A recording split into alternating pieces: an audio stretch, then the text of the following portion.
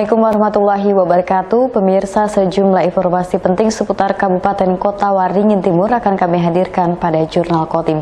Kali ini bersama saya Blitaria Indri, berikut informasi yang pertama.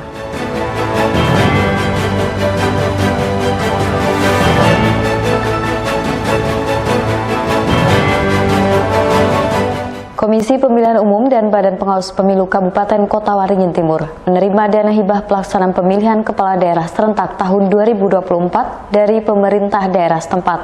Kedua lembaga tersebut menerima dana hibah sebesar 50 miliar rupiah. Penyerahan dana hibah kepada KPU dan Bawaslu Kota Waringin Timur ditandai dengan penandatanganan naskah perjanjian hibah daerah atau NPHD antara Bupati Kota Waringin Timur Haliki Nur dengan Ketua KPU dan Bawaslu Kota Waringin Timur Senin 30 Oktober. Dana hibah daerah tersebut diserahkan untuk pelaksanaan pemilihan kepala daerah serentak tahun 2024 mendatang. Berdasarkan NPHD yang telah ditandatangani dalam pelaksanaan Pilkada 2024, KPU Kota Waringin Timur menerima dana hibah sebesar 40 miliar rupiah, sementara Bawaslu mendapat 10 miliar rupiah. Berdasarkan Peraturan Menteri Dalam Negeri, dana hibah Pilkada harus diserahkan sebesar 40% pada tahun 2023, sementara 60% diserahkan tahun 2024. Sehingga tahun ini KPU menerima 16 miliar rupiah, sementara Bawaslu menerima 4 miliar rupiah. Penandatanganan NPHD, kerjasama antar pemerintah daerah, NPHD itu bantuan biaya untuk pelaksanaan pemilihan kepala daerah, Bupati dan Wakil Bupati Kota Timur tahun 2024 kepada KPU Kotim dan kepada Bawaslu Kotim. Jadi ini pemerintah daerah menganggarkan untuk khusus pelaksanaan kegiatan pilkada nanti itu sebesar 40 miliar kepada KPU Kotim dan untuk Bawaslu itu sebesar 10 miliar. Nah, harapan kita dengan dana ini sehingga proses tahapan pelaksanaan pemilihan kepala daerah itu bisa berjalan dengan lancar dan nanti tidak ada kendala khususnya di sisi pendanaan. Jadi kita sudah menyiapkan itu. Meski dana hibah yang diterima tidak sesuai dengan usulan KPU dan Bawaslu karena keterbatasan kemampuan keuangan daerah, namun dana itu akan dipergunakan KPU dan Bawaslu secara efektif dan efisien demi kelancaran pilkada serentak di Kota Waringin Timur. Bahwa untuk anggaran pilkada itu wajib dialokasikan 40% pada tahun 2023 dan sisanya 60% pada tahun 2024. Total anggaran untuk pelaksanaan pilkada itu sebesar 40 miliar. Jadi untuk tahun 2023 ini dialokasikan sebesar 16 miliar, kemudian sisanya 24 miliar nanti pada tahun 2024. Insya Allah sudah kami perhitungkan bahwa anggaran sebesar 40 miliar itu akan cukup untuk membiayai pelaksanaan tahapan-tahapan pilkada. Karena memang kita juga pada prinsipnya KPU tetap memperhatikan prinsip efektif dan efisien tentunya dengan perhatikan kemampuan keuangan daerah. Dan sedapat mungkin anggaran sebesar itu kita akan cukupkan untuk pelaksanaan tahapan-tahapan pilkada tahun 2024. Untuk kami yang terima dari anggaran belanja pendapatan daerah itu sebesar 10 miliar.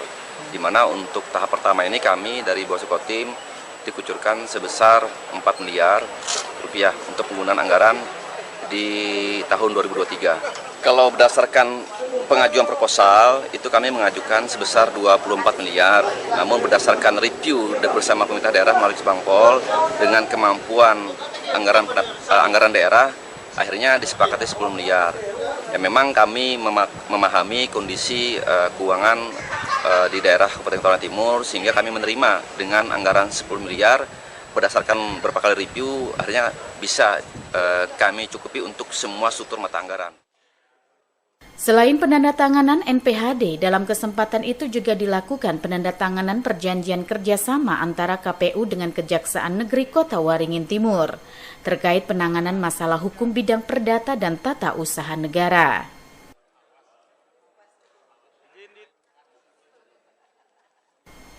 Mashud Badarudin, Hayat TV.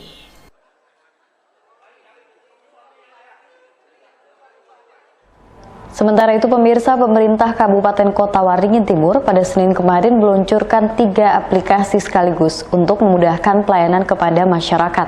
Aplikasi tersebut terkait perizinan, sosial, serta perdagangan. 3 aplikasi yang diluncurkan pada Selasa pagi tersebut adalah aplikasi Simandai, Sipet Ulin, dan Si Edi. Peluncuran 3 aplikasi itu ditandai dengan pemukulan gong oleh Bupati Kota Waringin Timur Halikinur. Aplikasi Simandai merupakan singkatan dari Manajemen Dana Perizinan dan Non-Perizinan, sementara Sipet Ulin adalah Sistem Informasi Pendataan Terpadu Usulan Keluarga Miskin, sedangkan Si Edi merupakan aplikasi Sistem Informasi Elektronik Bidang Perdagangan dan Perindustrian. 3 aplikasi itu merupakan hasil inisiasi 3 kepala dinas, yakni aplikasi Simandai yang diinisiasi Kepala Dinas Penanaman Modal Pelayanan Terpadu Satu Pintu atau DPMPTSP, Sipet Ulin oleh Kepala Dinas Sosial dan Si Edi oleh Kepala Dinas Perdagangan dan Perindustrian. Halikinur mengatakan pembuatan aplikasi tersebut merupakan bagian dari kegiatan pelatihan kepemimpinan nasional atau PKN tingkat 2 yang dilakukan oleh 3 kepala dinas tersebut. Diciptakannya 3 aplikasi ini bertujuan untuk mempermudah pelayanan masyarakat secara digital, di samping itu pemanfaatan digitalisasi dalam pelayanan juga sejalan dengan program Kota Cerdas atau Smart City. Makanya saya berharap tadi itu tidak hanya pemenuhan untuk memenuhi kewajiban mengikuti diklat PIM, tetapi harapan kita aplikasi itu betul-betul diimplementasikan, betul-betul dilaksanakan, karena itu sangat memudahkan masyarakat kita, karena apalagi kita sudah ditunjuk dari 50 kabupaten kota yang ada di Indonesia itu masuk dalam ditunjuk sebagai percontohan Smart City, artinya kota cerdas. Dengan Smart City itu otomatis penggunaan aplikasi itu sudah menjadi mutlak. Ini dalam rangka menghindari kontak person, apalagi waktu zaman COVID, dan juga menghindari pungli. Jadi tidak ada lagi harus orang perizinan untuk ketemu ini, itu tidak. Langsung dia mengklik bisa atau tidak. OSS kan. Halikinur juga berharap ketiga aplikasi itu terus dikembangkan guna peningkatan pelayanan kepada masyarakat yang lebih baik serta memberikan manfaat yang luas dan memberikan kepuasan kepada penerima layanan publik yang diberikan pemerintah daerah. Mashud Badarudin, Hayat TV. Untuk pertama kalinya, Kabupaten Kota Waringin Timur menerima dana bagi hasil pengelolaan perkebunan kelapa sawit. Namun, dana yang diterima langsung dari pemerintah pusat tersebut belum maksimal karena Kota Waringin Timur masih terkendala ekspor. Daerah penghasil sawit termasuk Kabupaten Kota Waringin Timur akhirnya bisa mendapat DBH dari pemerintah pusat terkait pengelolaan perkebunan kelapa sawit. Tahun ini Kota Waringin Timur menerima 46 miliar rupiah dari DBH tersebut. Hanya saja, DBH yang diterima Kota Waringin Timur sebagai kabupaten dengan lahan sawit terluas di Indonesia tersebut belum maksimal. Dalam pertemuan antara Bea Cukai Sampit dengan Bupati dan Wakil Bupati Kota Waringin Timur pada Senin 30 Oktober, diketahui jika daerah ini masih terkendala dalam melakukan ekspor langsung hasil sawit yang menjadi salah satu dasar DBH. Selain karena alur sungai pelabuhan yang dangkal sehingga tidak bisa dilalui kapal kapasitas besar, induk perusahaan perkebunan kelapa sawit di Kota Waringin Timur juga berada di luar Provinsi Kalimantan Tengah, sehingga proses ekspor dilakukan melalui perusahaan induk. Bea Cukai Sampit yang juga berfungsi memfasilitasi industri, mendorong pemerintah daerah dapat meningkatkan sarana dan fasilitas, serta kebijakan yang memudahkan pelaku usaha untuk bisa melakukan ekspor langsung hasil sawit dari Kota Waringin Timur. Jadi memang Kota Waringin Timur itu sangat luar biasa potensi sumber dayanya, terutama sumber daya dari sektor perkebunan sawit. Namun demikian, kegiatan eksportasi yang kemudian nanti menjadi dasar dari dana bagi hasilnya itu kegiatan ekspornya ternyata tidak begitu banyak. Berbagai tantangan sebenarnya yang dihadapi, kenapa kok tidak bisa ekspor banyak melalui Kota Waringin Timur itu salah satunya adalah infrastruktur. Kita punya pelabuhan di Kota Waringin Timur ini, di daerah Sampit ini terbatas terutama karena alur sungainya masih dangkal. Kemudian juga dari sektor industrinya itu sebagian besar adalah bagian dari induk perusahaan yang lokasinya berada di luar Provinsi Kalimantan Tengah, sehingga banyak hasil produksi dari Kota Waringin Timur itu akhirnya dibawa ke daerah-daerah yang menjadi pusat-pusat pabrik atau pusat-pusat industri itu, yang kemudian kegiatan ekspornya melalui provinsi-provinsi tersebut. Nah, itu yang kita juga diskusikan dengan Pak Bupati tadi, bagaimana kita bisa mendorong kegiatan ekspor itu melalui penyediaan sarana maupun fasilitas termasuk kebijakan yang memudahkan para pelaku usaha itu mengekspor langsung dari Kota Waringin Timur. Menanggapi hal tersebut, Bupati Kota Waringin Timur Halikinur mengatakan pihaknya masih terus memperjuangkan pengerukan Sungai Mentaya dalam program tol sungai bisa terwujud. Dengan begitu kapal berkapasitas besar bisa sandar di pelabuhan. Sehingga kegiatan ekspor hasil sawit pun bisa langsung dilakukan melalui pelabuhan di daerah setempat dan DBH sawit yang masuk ke Kota Waringin Timur bisa lebih besar. Nah, itu mudah-mudahan ke depan mungkin tidak tahun ini atau mungkin tahun depan masih terkendala karena kita tidak ada anggaran. Kita minta pihak ketiga, ya namanya pihak ketiga kan sangat berhitung sekali dia visible atau tidak. Nah, jadi harapan kita mudah-mudahan itu tetap terwujud. Karena Sungai Mentaya dia lebar tapi dangkal. Dan 1 kali 24 jam itu hanya 6-7 jam saja bisa digunakan pada saat pasang. Makanya kita membuat alur itu sampai sekarang. Progresnya gimana? Prastudinya itu sudah pra-FS, sekarang FS. Nah, itu kan pihak Kementerian Perhubungan, ranahnya kewenangan mereka. Dengan pihak ketiga yang kita kerjasama. Jadi kita menunggu saja. Karena kalau itu jalan nanti ekspor kita berjalan lancar. Mungkin pendapatan ekspor kita besar, bahkan kita akan mendapatkan komitmen fee dari ya karena yang lewat nanti dia membayar kayak jalan tol lah, orang lewat bayar tol gitu. Nah, jadi itu nanti. Nah, kalau itu bisa terrealisasi, ya Kotim ini bisa insya Allah akan menjadi kota betul-betul kota ya, karena pendapatannya nanti akan semakin besar. Dengan terwujudnya program tol sungai, Halikinur meyakini Kota Waringin Timur cepat maju dan berkembang dengan pesat karena pendapatan daerah yang dihasilkan semakin besar. Mashud Badarudin, Hayat TV.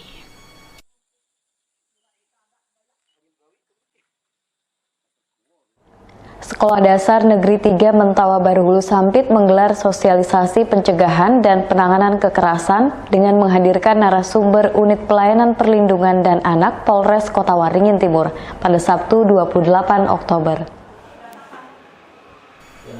Dalam sambutan Kepala SDN 3 Mentawa Baru Hulu Niat Sugeng Priyono mengatakan digelarnya sosialisasi pencegahan dan kekerasan di lingkungan sekolah ini sesuai visi ke depan sebagai sekolah yang aman dari tindak kekerasan fisik atau psikitis, bullying atau perundungan hingga kekerasan seksual.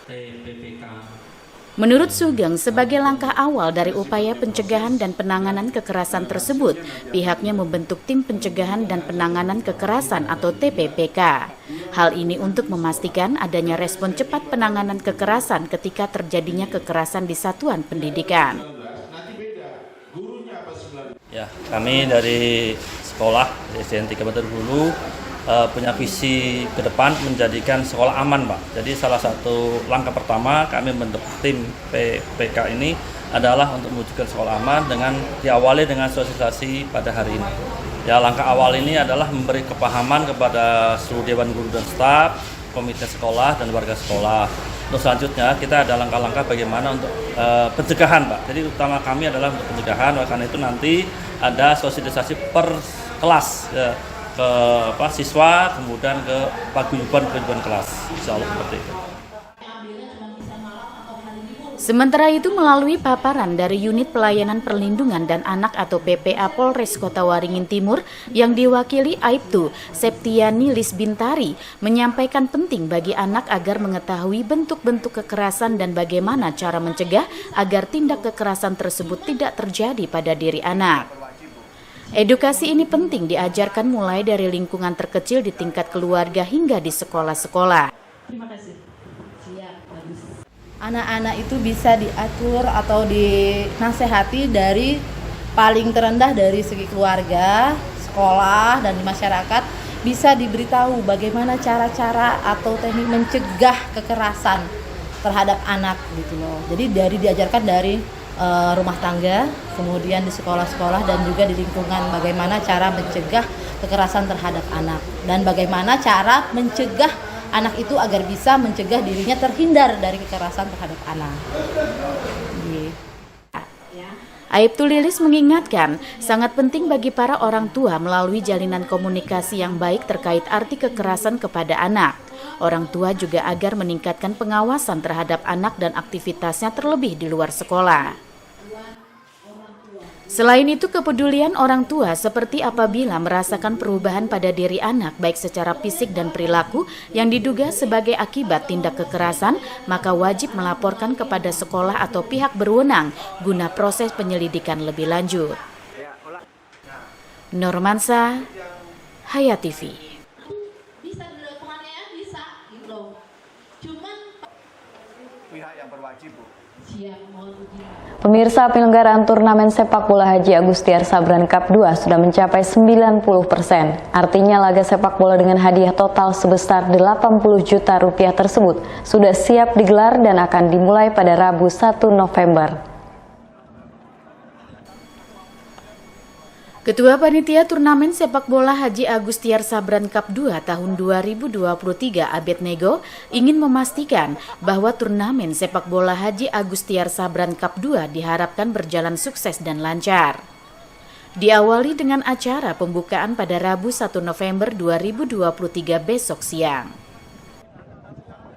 Menurut Abed, panitia pelaksana bersama unsur perangkat pertandingan juga telah menggelar technical meeting pada Sabtu malam lalu dan dipastikan sebanyak 64 tim akan saling bentrok pada event sepak bola akbar di akhir tahun ini.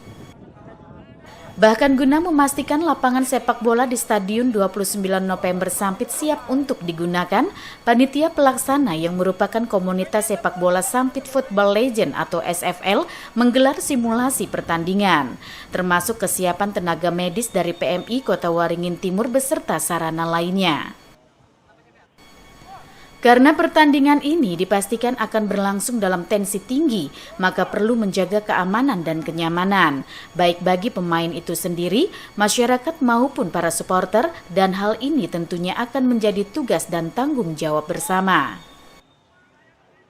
Ketua Panitia Abed Nego berharap agar masing-masing manajer tim bersama para supporter dapat menjaga ketertiban sehingga aroma pertandingan menjadi sebuah tontonan yang menghibur dengan tetap menjunjung tinggi sportivitas saat laga berlangsung. Tolong tunjukkan sportivitas, jangan anarkis, dan harapan kami pemain lokal juga tunjukkan bahwa dia benar-benar pemain bola. Nanti jangan main bola dibawa dengan tinju atau main kaki yang kasar apa segala, itu bukan main bola. Jadi kami harap ini kita pelihara supaya nanti ke depan, tahun depan Piala Agustiar Cup ketiga lebih mungkin dari hadiahnya. Dan dalam rangka ini juga Pak Agustiar ada beberapa kriteria yang mendapat hadiah dari pemain nanti. Nah, itu harapan kami, itu damai, artinya tampilkan permainan yang benar-benar pemain sepak bola yang sportif, ya tidak kasar itu. Dan menghibur ya? Ya, menghibur itu. Karena belum tentu semua penonton ini penggemar sepak bola, tetapi ketika dia menonton pertandingan yang mengasihkan, tidak ada anarkis, tidak ada emosional, itu akan menarik dan sehingga tertarik. Itu saja. Terpenting pula, ungkap Abed Nego, digelarnya turnamen sepak bola Haji Agustiar Sabran Cup 2 2023 ini untuk menghidupkan dunia sepak bola di Kabupaten Kota Waringin Timur sekaligus sarana menggali bibit-bibit pesepak bola muda penuh talenta. Normansa, Hayat TV. Sebanyak 85 pesepak bola muda penuh talenta asal Sampit yang merupakan siswa dari SMP Negeri 2 Sampit, SMP Negeri 9, dan SMP Cita Bunda secara intensif mengikuti pelatihan sepak bola di lapangan Kodim 1015 Sampit. Mereka menimba dari 2 guru SMP Negeri 2 Sampit dengan lisensi B dan C nasional pelatih sepak bola.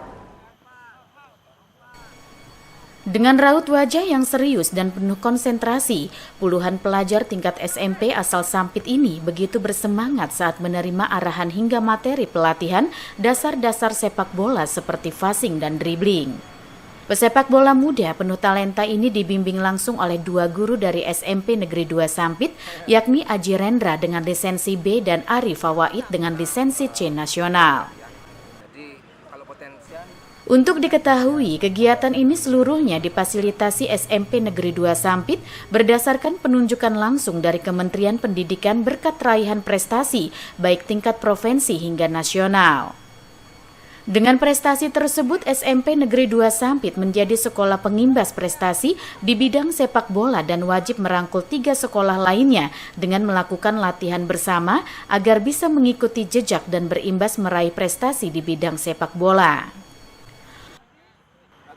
Coach Aji Rendra menilai secara umum para siswa sudah memiliki bakat dan talenta yang sudah bagus.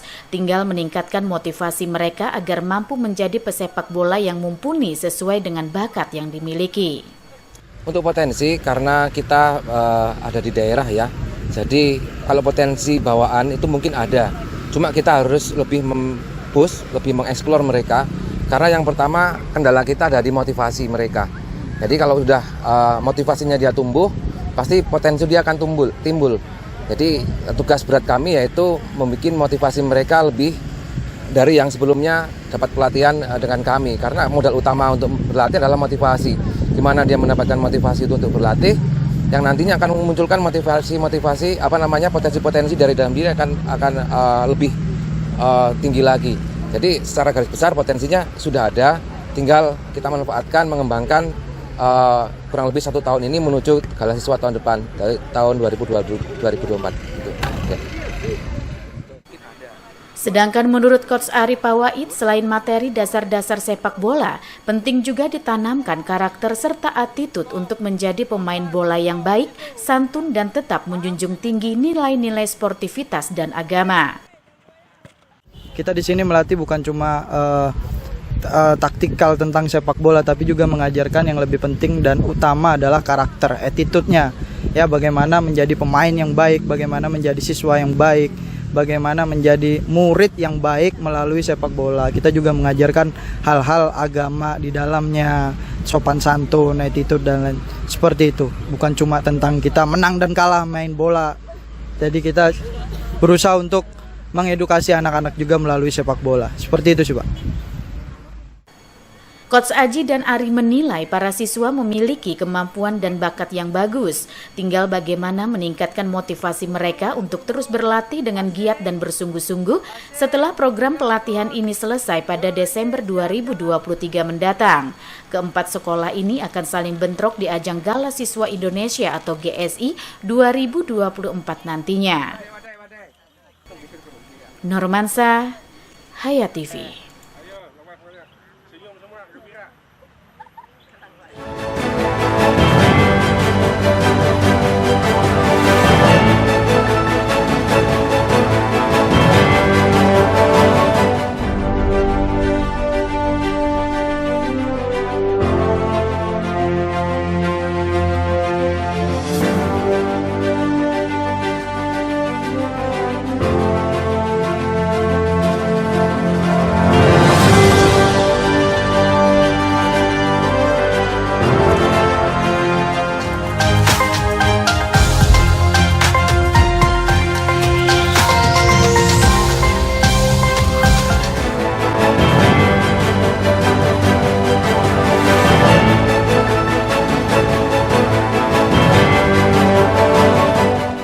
Untuk mendukung terselenggaranya Lamandau Smart City, Dinas Komunikasi Informatika dan Persandian Kabupaten Lamandau bekerjasama dengan SBTV Pangkalan Bun menggelar pelatihan jaringan yang dilaksanakan di SBTV Pangkalan Bun selama 2 hari.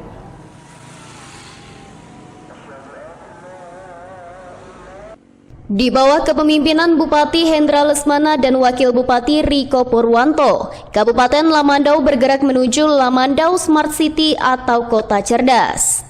Lamandau Smart City adalah konsep kota yang menggunakan teknologi digital untuk meningkatkan performansnya, untuk terlibat aktif dan efektif dengan warganya. Oleh karena itu, melalui Dinas Komunikasi dan Informatika, Statistik dan Persandian, pemerintah Kabupaten Lamandau meluncurkan Lamandau Smart City, yang merupakan sebuah rencana pengembangan perkotaan untuk mengintegrasikan teknologi informasi, komunikasi, dan teknologi internet. Untuk mendukung terlaksananya Lamandau Smart City tersebut, Dinas Kominfo dan Persandian Kabupaten Lamandau diantaranya dengan mengirimkan sejumlah pegawainya untuk mengikuti pelatihan jaringan internet bekerja sama dengan SBTV Pangkalan Bun. Pelatihan yang dilaksanakan selama 2 hari tersebut diikuti oleh Kepala Bidang dan juga sejumlah staf Diskominfo dan Persandian Lamandau. Sebagai instruktur dalam kegiatan pelatihan tersebut langsung dipimpin oleh Direktur SBTV Pangkalan Bun, Haji Hadi Nur, serta bagian IT SBTV Pangkalan Bun. Persandian Kabupaten Lamandau, kali ini kami datang untuk pelatihan jaringan fiber to the home di SBTV ini menuju Lamandau Smart City. Tujuannya karena pemerintahan sekarang kan menuju pemerintah berbasis elektronik, jadi Lamandau ingin menuju kota cerdas atau smart city. Nanti yang rencananya kerjasama dengan TV dan SBTV untuk jaringan terpusat itu melalui fiber optik. Selain pelatihan yang dilakukan di studio SBTV Pangkalan Bun, nantinya juga akan dilakukan pelatihan lanjutan di kota Surabaya, Jawa Timur. Tim SBTV Pangkalan Bun. Pemirsa, dalam beberapa hari terakhir dilaporkan ribuan burung camar memadati pantai Teluk Bogam, Kecamatan Kumai, Pangkalan Bun, di mana menurut warga sekitar fenomena ini terjadi setiap pergantian musim. Pantai yang lumayan ramah untuk anak-anak ini memang sudah melegenda dari zaman dulu. Pantai yang berada di Desa Teluk Bogam, Kecamatan Kumai, Kabupaten Kota Waringin Barat ini menjadi daya tarik tersendiri bagi wisatawan lokal maupun dari luar daerah. Selain bersih, air yang tenang dan suara gemuruh ombak pada waktu-waktu tertentu, juga terdapat momen langka yang jarang dilihat oleh wisatawan yang berkunjung ke pantai ini. Momen langka tersebut yaitu berkumpulnya ribuan burung camar di hamparan pasir putih di momen musim pancaroba atau pergantian musim seperti sekarang ini. Pemandangan ini sangat cocok bagi para pengunjung yang menginginkan pesona alam dari bagian pesisir pantai Laut Jawa. Selain itu, pesona baharinya pun sungguh menawan, dengan ditambah teluk cantik yang begitu eksotis. Salah satu nelayan, Abdul Muin, menjelaskan, di musim pancaroba banyak tersedia di pantai Teluk Bogam ini, seperti udang dan ikan-ikan kecil yang menjadi santapan burung-burung camar. Selain itu, para nelayan yang bertempat tinggal maupun pengunjung destinasi wisata pantai ini dijadikan momen untuk mencari kerang, udang, dan kepiting, terutama para nelayan yang hanya mempunyai kelotok atau perahu kecil. Mereka takut melaut karena di musim pancaroba sering terjadi perubahan cuaca secara tiba-tiba, seperti hujan lebat disertai angin kencang dan gelombang tinggi. Di musim pancaroba itu kan udang kecil, ikan kecil juga ke tepi. Jadi burung camar kan cari makan di situ. Kalau nelayannya itu dia cari udang sama jaring kepiting. Nah, kalau pengunjung kadang-kadang dia cari kerang, Ciri kerang seperti kerang hijau, kayak lokan, bilang orang sini kan lokan, tapi kalau kita kan bilang bahasanya itu kan kerang. Ya sebagian kalau yang punya daya kelotoknya besar, dia juga ke laut. Kalau yang agak kecil, dia nggak terlalu jauh ke laut. Sajian pesona alamnya, destinasi wisata pantai ini berhasil membuat wisatawan terkesima dan takjub akan kekuasaan Tuhan. Teluk yang dikenal akan keindahannya ini juga terdapat saksi bisu adanya peperangan antara warga lokal dengan penjajahan Belanda. Pada tahun 1943 hingga tahun 1946 silam, peperangan merebut kemerdekaan dipimpin oleh Panglima Perang bernama Said Husin Hamzah dan Panglima Utar. Beliau memimpin warga sekitar dengan gagah berani dalam menumpas kaum penjajah. Jamri, SBTV. Demikian informasi tadi menutup perjumpaan kita kali ini. Mewakili kerabat kerja yang bertugas, saya Blitaria Indri mohon undur diri dari hadapan Anda. Sampai jumpa. Wassalamualaikum warahmatullahi wabarakatuh.